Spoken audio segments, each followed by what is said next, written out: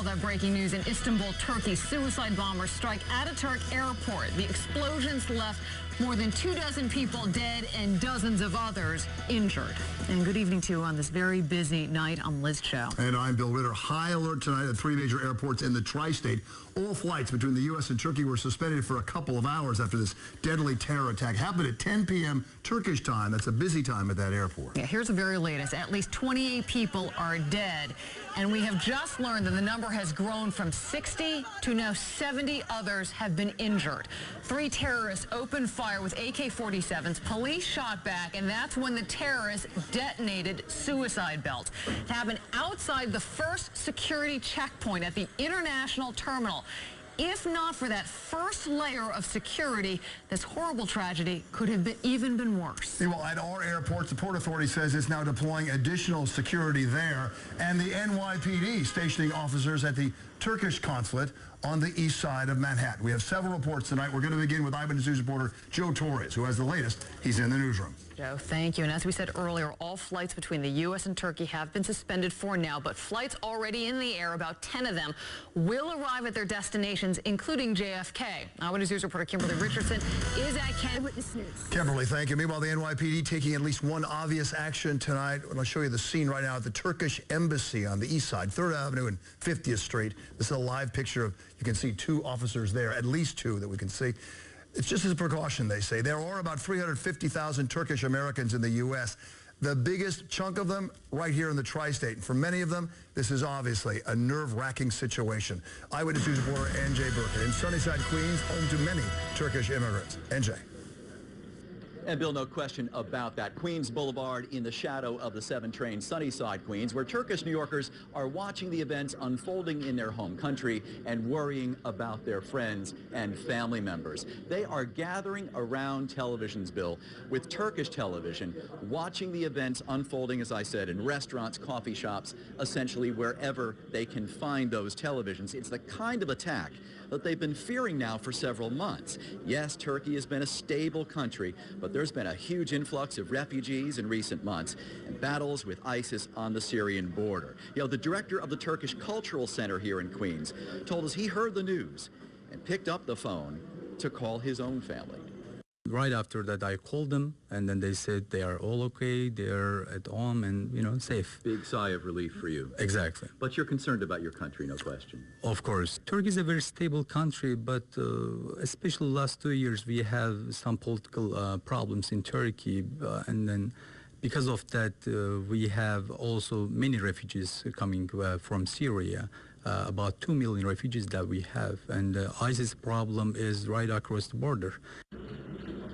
And again, Turkish New Yorkers following the events unfolding in Istanbul and worrying as the number of dead and injured is rising tonight. Live tonight, Sunnyside, Queens, NJ Burkett, Channel 7, Eyewitness News. NJ, thank you. And New York City Mayor Bill de Blasio is also lending his support to those in Turkey. The mayor posted this message on Twitter, writing, quote, "Our hearts go out to the people of Turkey and those suffering in the aftermath of the horrific attack today at the Istanbul Ataturk Airport."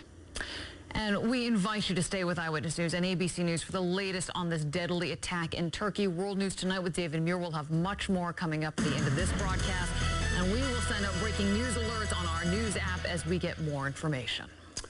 I want to check in right now with meteorologist Lee Goldberg. A stormy night for parts of the tri-state. He's in the Weather Center with the latest. Lee? Yeah, big thunderstorm forming over western New Jersey. Just cloudy in New York City, Bill, right now. And we have a dry evening commute, which is good news. So we shoehorn that in before more showers develop. We're at 75 degrees. Here's the severe thunderstorm watch. It's for western portions of New Jersey until 10 o'clock. Part of that could actually be canceled shortly as storms begin to weaken. There's also a flood advisory over parts of Sullivan County right now. You see the line of showers and thunderstorms, one north of Sullivan, but look at the new cell or cluster of cells that's just formed over eastern Pennsylvania and getting into Warren County right now, right on Route 78, just east of Easton right now. I'm storm tracking this one, getting to Hackettstown around 6:37, closer to 7 o'clock in Byram. There's some small hail with this one moving over the Delaware Water Gap, and over the next hour, we'll watch it move through western New Jersey, but it wouldn't be till close to 8 o'clock or after that, depending if the storms hold together, they would close in on New York City, and certainly later than that over parts of Long Island, Connecticut. So headed out, it's cloudy and muggy, thunderstorms west, but showers develop for all of us later on this evening. Your 7-day AccuWeather forecast in just a few minutes. Bill and Liz?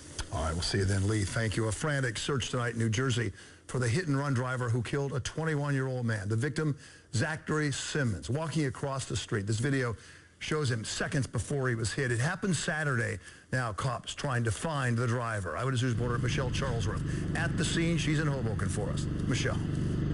Well, this is an appeal to the public tonight, Bill, from the prosecutor's office. They want to find this dark-colored SUV, find the driver, and solve this hit-and-run crash case. This is new video from the hit-and-run crash in Hoboken from the prosecutor's office. It happened as the dark SUV was going southbound on Willow at 6th Street. The driver hit 21-year-old Zachary Simmons, threw him into a parked car, and just kept going, according to police. This was at 3:30 in the morning on Saturday.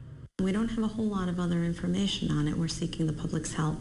We do have some video, again, that tells us that the individual probably was leaving Hoboken on that morning, but because it happened so early in the morning, there were not a lot of people there. This intersection is one where neighbors tell us drivers fly by and that it needs another stop sign to make it a stop from each side. These are one-way streets. The prosecutor's office is looking for any information on the driver who hit Simmons and kept going. We believe that the SUV is probably missing a grille, possibly, may have been replaced by now.